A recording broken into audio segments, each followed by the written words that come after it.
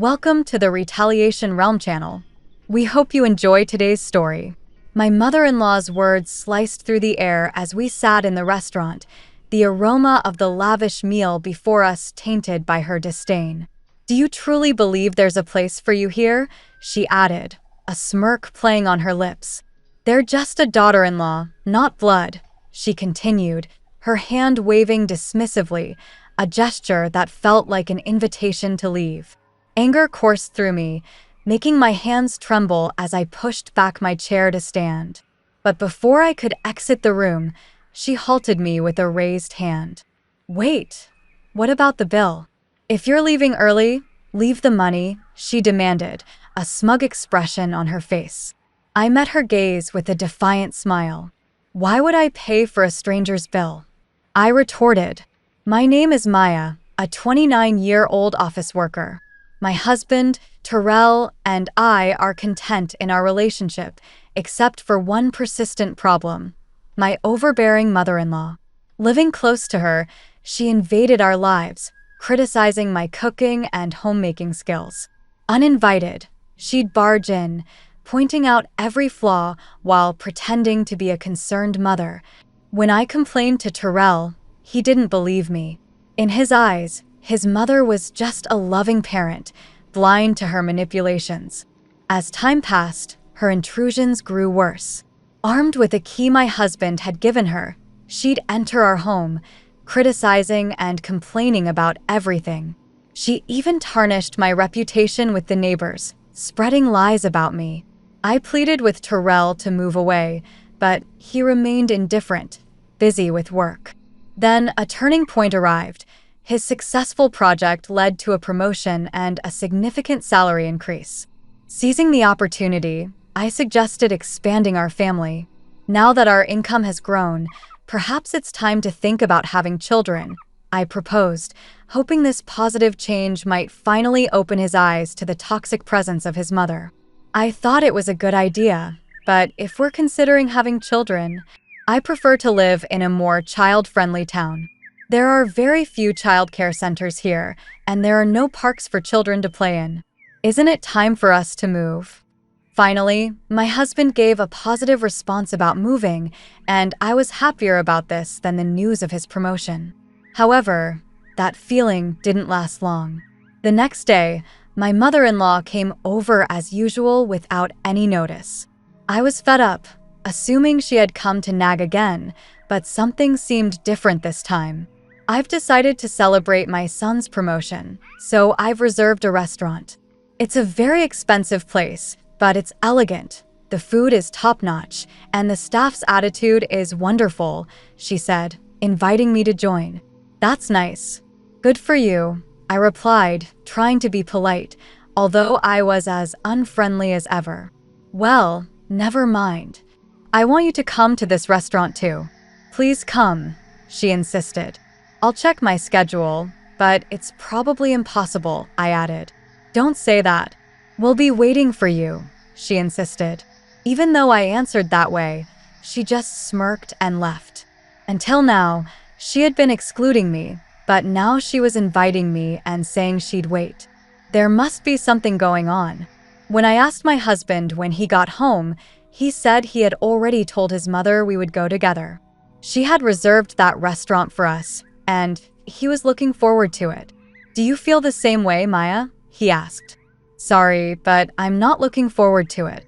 I don't know how much money it will cost at such an expensive place. I don't want to go. Just say I have urgent business and enjoy yourself," I replied, feeling apprehensive about the situation. "Why are you thinking so negatively? Besides, it's not just us going to the restaurant. My brothers are bringing their wives too. It would be bad if you didn't come with the whole family," my husband insisted, excited about going to a fancy restaurant for the first time. Even though I didn't want to, I felt compelled to comply. My words no longer reached my husband. If he believed my mother-in-law more than me, I decided to record her harassment with a voice recorder I bought online. She was probably planning to harass me at the celebration too. I would record her voice and play it for my husband. If he still defended her, with that decision, I felt a bit better. Still, the day I met my mother-in-law at the restaurant was depressing, and I kept sighing. I hardly knew my husband's brothers, having only met them at the wedding, and I had no memory of talking to their wives beyond greetings. When we arrived at the restaurant, the waiter led us to a large room where my mother-in-law, the other son, and his wife, and the third son and his wife were already seated. The lavish spread adorned the table with just one vacant seat. My husband, puzzled, tilted his head in confusion. Did the waiter make a mistake with the number of seats? He wondered aloud. I'll go ask. Everyone, start eating, he said, leaving the room. The moment he stepped out, my mother-in-law stood up, her expression twisted into a sneer. There's no seat for you. Why should I invite a stranger who just married my son to a family celebration? She said, her tongue dripping with disdain. So, I'll give you a choice. Show your sincerity and be accepted as family, or leave and never show your face to me again. Choose now. I'm leaving, I answered without hesitation. My mother-in-law was momentarily flustered. Did she think I would beg her to recognize me as a family in this situation? No way. Listen to me. If you pay the entire bill here, I'll recognize you as Terrell's wife. You must be frustrated being treated as a stranger, so pay up and become family, she demanded. I told you I'm leaving. Why should I pay for someone else's family's bill? I retorted, turning my back on her. My mother-in-law slammed the table and shouted, Don't you get it? I'm offering to make you family. Are you okay with being a stranger? Pay up. No, I'm fine being a stranger. Since I'm a stranger, I won't pay for your meal.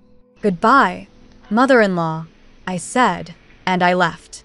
She chased after me, but by the time she reached the entrance of the room, I was already at the exit of the restaurant. When I got home, thinking I'd email my husband, he returned within 10 minutes. The waiter said the reservation number wasn't wrong and my mom was causing a scene, he said. It seemed like my declaration that I was fine being a stranger had also upset the eldest son's wife and the third son's wife.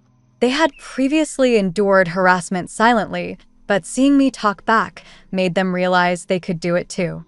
In their momentum, both of them left, and our husbands, the eldest and third sons, hurriedly followed suit. I had braced myself for complaints from my mother-in-law, and sure enough, within 3 hours, the phone started ringing incessantly. It was so disruptive that I eventually blocked the calls. However, one call managed to get through from an unknown number. Hello, sorry for calling so late.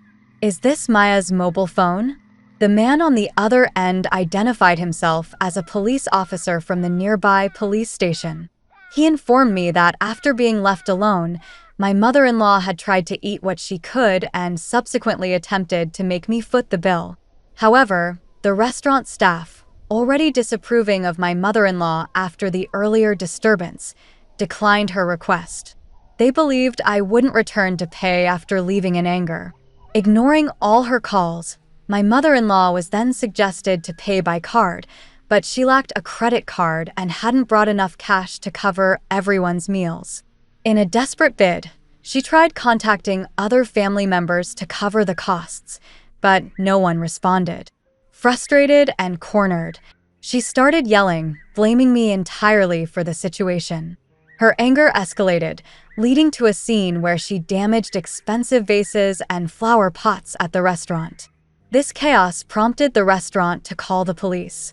The responding officers managed to calm down my furious mother-in-law, but she adamantly refused to accept any wrongdoing. The restaurant not only went unpaid, but also was burdened with a troublesome customer. They sought help to escort her home. Feeling guilty about ignoring a call from the police, my husband and I reluctantly returned to the restaurant. Upon our arrival, my mother-in-law was being pacified by the police. The moment she spotted me, she raised her eyes and, crossing her arms, screamed, "You're good for nothing. This situation happened because you didn't pay the bill. What do you want? Why do I have to put up with such an attitude just to come home?" This isn't your home anymore. State your business and leave quickly. What are you talking about? I'll be living here again from today. Oh, I'm hungry. Hey, Serena, give me some food.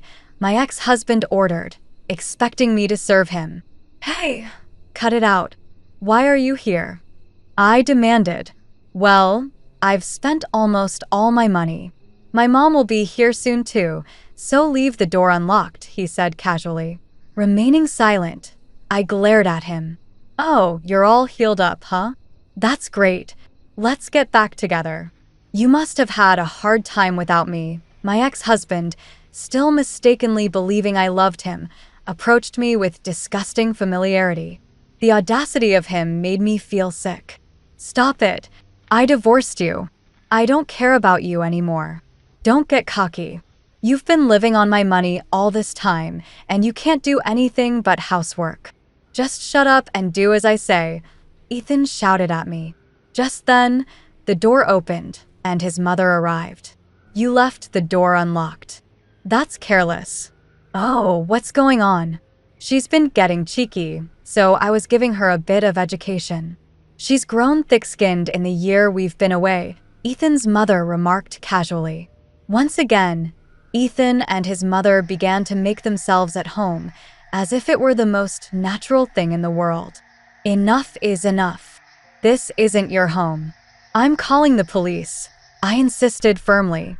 Oh yeah? About that, this house was originally in your father's name, right?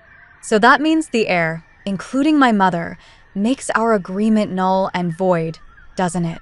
Ethan shouted, making an unreasonable claim. You promised to give me the house.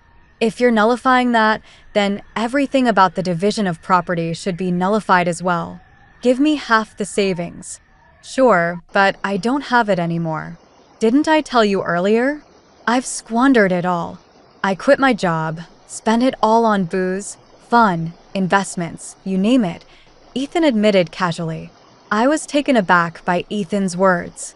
It was unbelievable that he could have spent such a large sum of money in just 1 year. Also, I have some debts with consumer finance, about $20,000. I guess you can pay for me, Ethan added nonchalantly. I initially thought he was lying, but his mother confirmed it.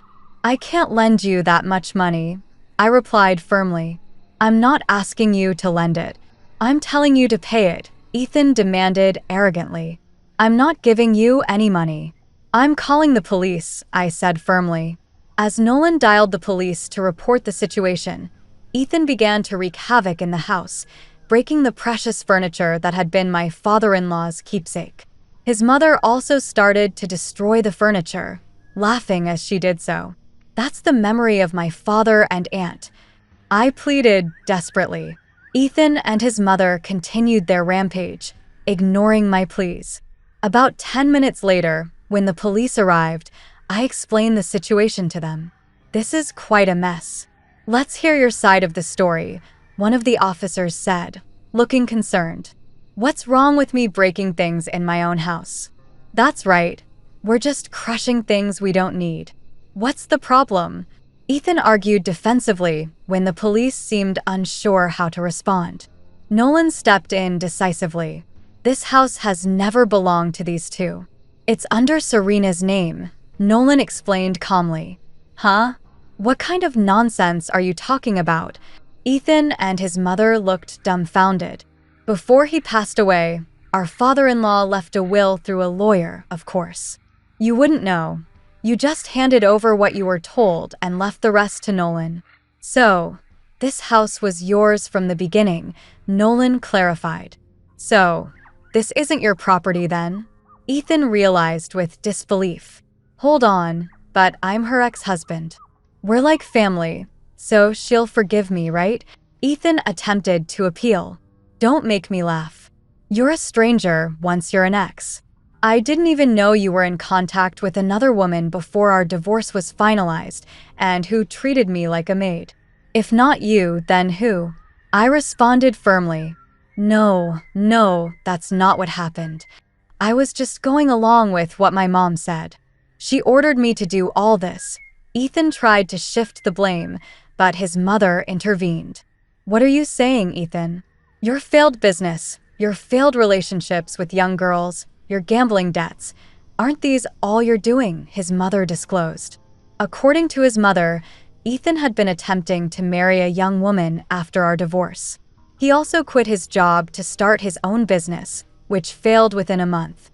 Even with money, Ethan was rejected by lenders and became reckless, indulging in play and gambling, claiming to have money when he had almost none left. "You brought this upon yourself. All this is Ethan's fault," his mother concluded. Despite their previous condescending attitudes towards me, they both desperately pleaded for forgiveness, trying to shift blame and grovel. This was truly ridiculous. "No, I won't forgive either of you. And this isn't just something from the past, is it? You were treating me like a servant," I asserted firmly. Here is a revised version of the passage. "Until a moment ago, not leaving when I asked you to leave is illegal. And since the furniture collected by my late father-in-law is now mine, you'll need to compensate me for that. But all right, we will compensate you. Just please don't get the police involved. You wouldn't want me to go to jail, would you? I don't care at all. By the way, we're married." It turned out I was married to my brother-in-law, Nolan, or rather, he was my former brother-in-law, now my husband. "It hasn't even been a year, and you've moved on to another man, my brother at that." "What are you talking about? You moved on before you were even divorced, didn't you? You wouldn't return Serena to me no matter how many times I asked." "Stop clinging to the past already." Ethan was left speechless. "I don't care anymore. I'll pay for whatever damages there are." "How much for my idiot husband's junk?" I demanded. "Well, if we calculate roughly, about $100,000. "Huh? What?" The furniture that my father-in-law had collected were all high-end pieces made by famous designers. Ethan and his mother, who had no interest in these items, seemed to have believed they were just junk. "You're going to compensate for what you've broken, right? We're not sure if we can get the same items, but make sure to pay properly." Ethan and his mother, unable to afford such compensation, were distraught. For the time being, the police took the two of them away for trespassing and vandalism. Of course, I didn't forgive them and went ahead with the lawsuit. Afterward, Ethan and his mother, who was desperately seeking help from Nolan, were bluntly rejected with him saying, "I'm ashamed to even be related by blood." Ethan and his mother were likely receiving their just desserts together. It's a good location, so it might sell for a bit more, but for now, Nolan and I decided to take it easy in the house my father-in-law left us, with no plans to sell it. Eventually, we planned to sell the land and build a new house.